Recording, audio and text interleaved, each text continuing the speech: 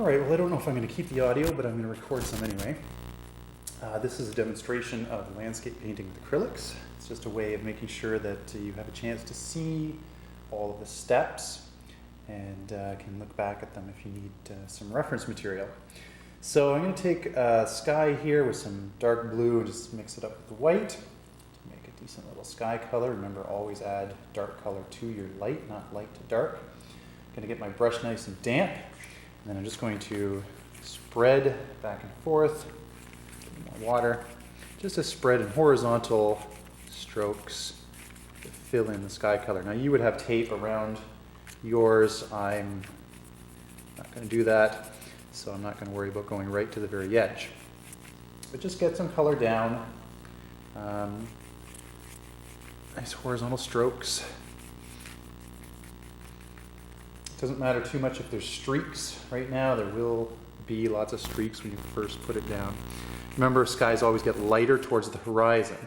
So I'm going to take some more darker color and I'm going to put it in at the top. Now that looks awfully dark, but the more you work the brush back and forth, the more it fades into what's already there. So I'm just going to spread this back and forth. I'm painting a little bit sideways, just so that I don't block the camera, so if my lines get a little bit slanted, that's why. And mixing some more color here. Paint a little bit on top of here. You can do skies for ages to get them as smooth as you want.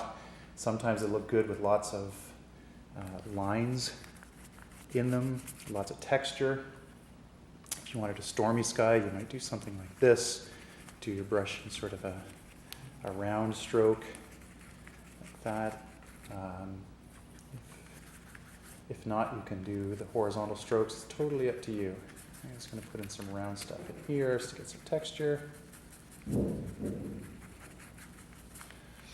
And it's easy. You can spend an entire day doing skies if you want.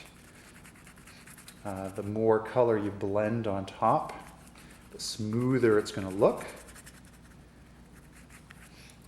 Always a good idea to keep the brush damp so that the paint flows well. It also makes the paint transparent. Anyway, I could keep going, but the whole point of this is just to be very quick so you have a reference. So once you've done with the sky, take the same color and with a wet brush, horizontal strokes, fill in the rest of your canvas. This is going to be water later. So if your strokes are nice and horizontal, it'll look more like water when you're done. And that fills in the rest of your page. Just like that. Again, you can work more color in there, but I'm not going to worry about that too much. Just going to put a little bit of dark color down here. Okay, now you may need to sit and let that dry for a moment or two before you start putting stuff on top. I'm not going to let it dry, and hopefully that won't be a big problem. Now, if you were going to do any clouds at this point, now would be the time to do them. In fact, maybe I'll do a really quick cloud just to show you how it's done. Clouds are done with a dry brush tapping. I'm going to tap into some white here and mix a little bit of white with some blue. I'm going to tap most of the color off. And then I'm just going to touch with the tip of the brush to make some little cloud shapes up here. And you have to think about what clouds look like. They're mostly horizontal, and they work in layers. Put another one down here, something like that. You can see how the paint breaks, so it gets that kind of open, bushy effect. It's the same thing that we do for the one over here. Same thing we do for the trees and for bushes. Exactly the same technique. If your brush is dry and you're tapping without a lot of paint, just the tips of the brush, very tips of the bristles, you'll get that nice effect. Now, that's almost, I could just leave it like that, but I'll brighten it up a little bit. My light's going to be coming from this way, so I'm going to take the brush, I'm going to shorten up so I get a little more control, and just touch just the tips of the bristles, just along the side that would be hit by the light, just along that edge. Here and there, just gentle, not too much paint. Got a little bit of a glob there, but that's okay. I'll spread it out. And what that does, by highlighting just the edge, makes it look a little bit more three-dimensional, like this ridge here and that ridge are two separate layers of clouds. Maybe I'll tap a little bit of brighter stuff on there too, just to emphasize that. There, okay, that's a quick little cloud. Now, I'm going to wash the white off my brush, and I'm going to do my mountains. Now, if you want your mountains to be nice and faded and distant, make them mostly out of the same colors you used for your sky. I'm going to go right into the pure blue for my base color. You want the brush to be nice and damp so the paint flows. It's going to do something kind of like, oops, the paint isn't flowing enough. I had to add a little more. Start at the peak. Let the brush kind of wiggle a little bit, and then fill in the rest of this with paint. Don't know how far down the mountain's going to go, probably about that far. It's okay if the bottom of the mountain is not as dark as the top. In fact, that helps. Going to darken up a little bit of the top, and maybe, what the heck, maybe another little peak down there just because it's fun. That one can be in the distance. I'm going to bring that mountain in front just by doing that. And now I know that I'm going to have a tree here blocking most of this, but I don't know exactly where the tree is going to go. So I'm just going to bring the mountain here over like this, just in case some of it shows through. Bring it over like that. Maybe, what the heck, or I'd have to throw another little peak on there, just in case it shows up. So that peak's in front of that one's in front of there. There. So we've got our little range of mountains. So that's the background color. Now you always put your dark first, and then your highlight colors on top, no matter what you're painting. So I'm going to get out one of these little stir sticks, one of these. If you were doing this larger, you'd use a palette knife, and I'm going to mix up sort of a light sky color here. So it's some of that blue with some white. I need a decent amount of it. So I'm going to mix it over here. I don't know if you can see that. Yep, a little bit. Okay, mix it over here. Get a nice bit of it on the edge, and then I'm going to touch. I already said my light's coming from top left, so I'm going to touch, sort of tap my way down. Now, you can touch and pull like that. Some people find that difficult, so if you want to just use a tapping motion, just spread out and tap like that, you can do that too. Either one will work. The idea is just to get sort of a rough, uneven, rocky texture. Now, you want to make sure this dark edge here is hidden, otherwise it's going to look like an outline. So I'm going to make sure that in most places I can't see that dark edge. It's okay if it's here and there, especially at the top. It's good to hide it though. Something like that. Now this is not a very dark color at all. This is the same color as my sky, pretty much. I'm going to make another peak, kind of coming in front like that. Down here near the bottom, it's not quite so important what you do, so it's okay to scratch down there. I don't need a lot of texture showing up near the bottom. It's mostly up here we care about. And then I'm going to do a little bit on this mountain over here. I've already decided that mountain's further away, so I'm not going to go in front of this line here. Just going to put a little bit like that. And then this peak, just a little tiny bit, because it's even further away and you would see fewer details there.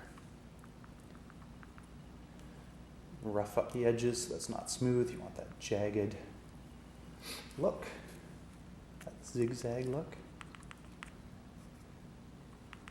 There. Okay, there's our highlight areas.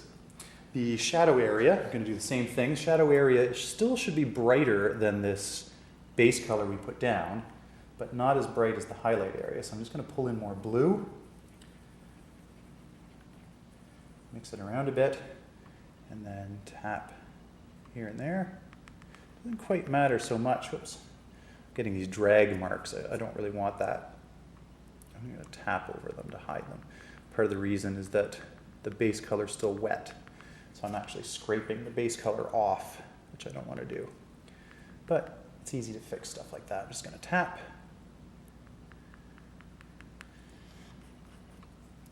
And pull in a little bit more dark blue. And tap some more. Don't have to get everywhere, just the illusion of rocky texture. And then I'm going to put a little bit in here, and then a little bit on this peak in the distance, not too much. Yeah, something like that. And there we go. There's our faded, distant mountains. Just hold that up. Something kind of like that. That's what we've got so far.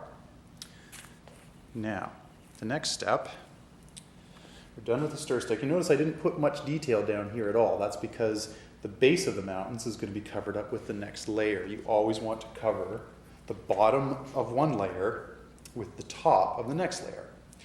So now I'm going to make a row of distant trees here. So I'm going to take, you can mix whatever color you want. I'm going to take a black and mix it in with some blue. So a bluey black color, because I want it dark, but I also want it to look far away. So I'm just going to mix in some blue. In fact, there's a little bit of white in here too, which will dull it down. And then what I'm going to do with that, rotate this around, maybe you can see a little better. This kind of black color here, the bluey black.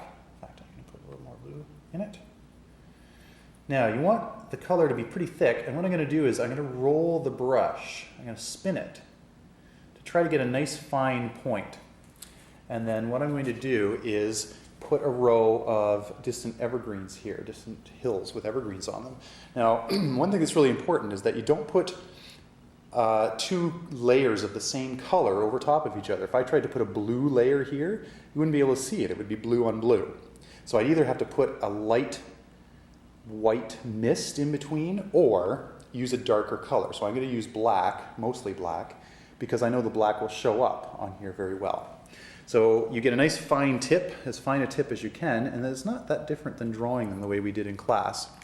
I'm going to start up the mountain a little bit. I'm not going to go over top of any of this stuff. And the fact that my mountains are a little bit wet might cause a problem here. We'll see. I'm going to just draw down like this. And some of them are going to be tall. Every now and again, I'm going to be dipping my brush into water and spinning it again just to try to keep that point. And some of them are going to be tall, some of them are short. When the paint starts to break like that, or it's not transparent, or it's getting transparent, back into the water, back into some paint, and I'll continue on like this. Doesn't matter too much what goes on underneath. I'm just going to fill that in with horizontal strokes because it doesn't matter. The detail down there is not important. What's important is the top. And that's where you want it to be nice and dark, and that's where the shape matters too.